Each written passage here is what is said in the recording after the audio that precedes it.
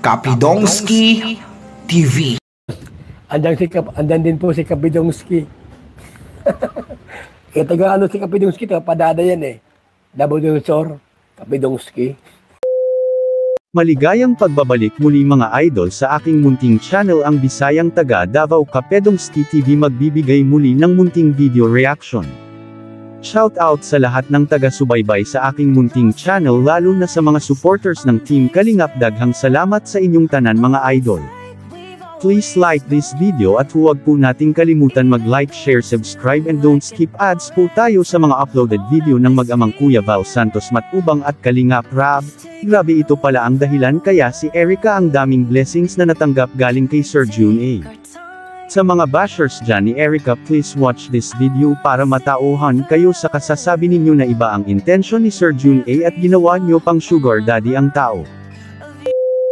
Tanong kayo ngayon, sino daw si Sir June A? Panoorin niyo po sa vlog ni Ian. In-reveal na po. Na-reveal na po ni Ian. Ian Ramirez vlog. Pero ako po, si Sir June A po, nakakausap ko na po siya sa video call.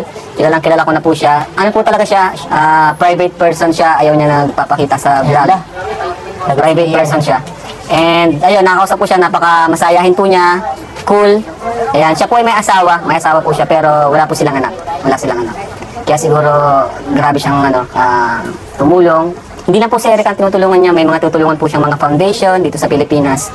And once a year po umuwi daw siya para sa mga mission nila po dito sa Pilipinas. So, mabait po si Sir June A. Nakakausap po siya sa video call. Ayan.